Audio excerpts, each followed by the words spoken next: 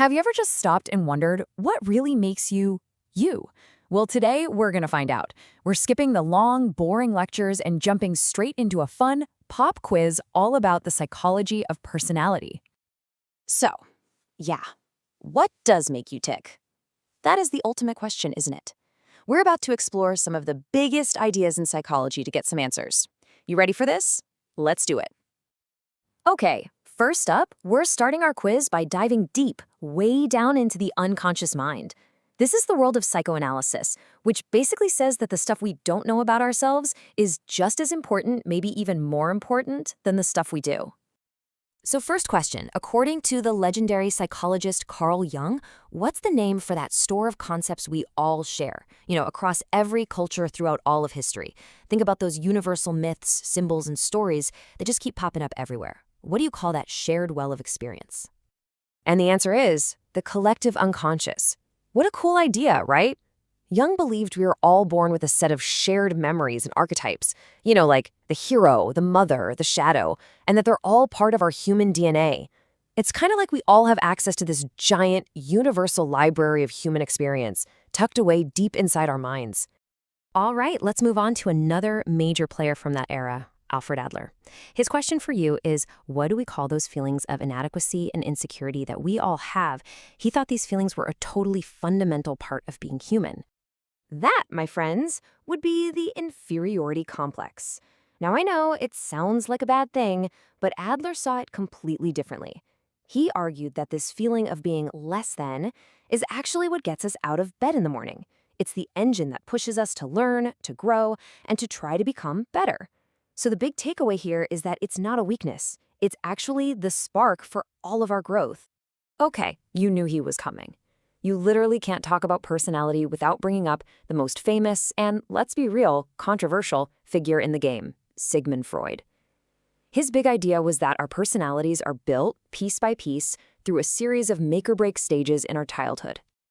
So Freud's whole theory is built around these 5 key psychosexual stages of development. You see them listed right here: oral, anal, phallic, latency, and genital. He was convinced that what happens to us during these super early stages has a massive impact on who we become as adults. Let's dig into a couple of these. Let's zoom in on that first one, the oral stage. It's all about, you guessed it, the mouth. So according to Freud, what happens if someone's needs don't get met during this time and they get, as he put it, fixated? What would that look like in a grown-up? But wait, before we get to the answer, what does fixation even mean? For Freud, it's like getting psychologically stuck in time at a specific stage of development. So any unresolved issues from back then bubble up as certain behaviors later in life. For an oral fixation, that could mean things like smoking, overeating, or maybe just being really talkative. Okay, moving on to stage 2, the anal stage.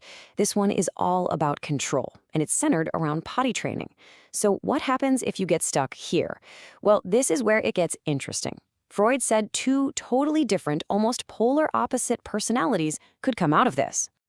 And this slide lays it out perfectly. A fixation here can make you anal retentive, we've all heard that one, super neat, controlling, obsessed with everything being just so. Or it can swing the complete other way and you can become anal expulsive, totally chaotic, messy, and pretty irresponsible. For Freud, it all traced back to that early battle over control.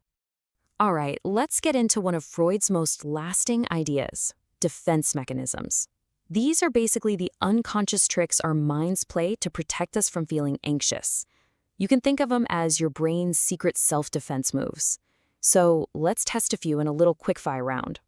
First one, what do you call it when you take unacceptable feelings, like aggression, and channel them into something productive and socially acceptable, like playing sports or creating art? You got it? That's called sublimation. A pretty healthy one, actually. Okay, next. What's it called when someone makes up a plausible-sounding excuse for some bad behavior? Like you fail a test and say, well, the teacher never liked me anyway. That is rationalization. Okay, let's try a real scenario. Let's say Coach Carter, deep down, really can't stand Billy. But every time he sees him, he acts all cheerful and overjoyed. What defense mechanism is the coach using here? He's using reaction formation. This is when your brain does a total 180. To hide a feeling it can't handle, in this case hate, the person expresses the complete opposite emotion. So they end up acting super friendly and happy. It's a tricky one. All right, let's step out of the deep, dark, unconscious mind and into the light. We're going to pivot now to more modern ways of thinking about personality. Theories that focus less on all that hidden conflict and more on the actual, observable traits that make us who we are. First question for this section. Which theory of personality is all about free will and our built-in desire to reach our absolute full potential, a state they call self-actualization? That would be the humanistic theory, which was led by psychologists like Carl Rogers and Abraham Maslow. Honestly, this whole school of thought was a reaction against Freud's kind of dark, deterministic view of humanity. Humanists believe people are fundamentally good, and they focus on our amazing potential for growth and happiness. And now for our final quiz question. Take a look at these traits: openness, conscientiousness, extroversion, agreeableness, and neuroticism. These 5 dimensions are the absolute bedrock of what is probably the most dominant personality theory in psychology today. Do you know what it's called? The answer is the Big Five theory. You might have heard of it using the acronym OCEAN to remember the traits. The whole idea here is that the huge, messy complexity of human personality can actually be understood by figuring out where we each fall on the spectrum of these 5 basic traits. It's a really powerful and widely used map for understanding ourselves and each other. So, think about the journey we just took. From Freud's deep dive into our hidden desires, to Adler's focus on our drive to be better, all the way to the Big Five's super practical framework. Every one of these theories offers a different kind of map. They're all just powerful tools trying to help us understand the complex territory that is us. And that really brings us to the final thought. When you think about everything we just covered, from those Freudian fixations to your Big Five traits, which of these maps feels like it gets the closest to explaining you?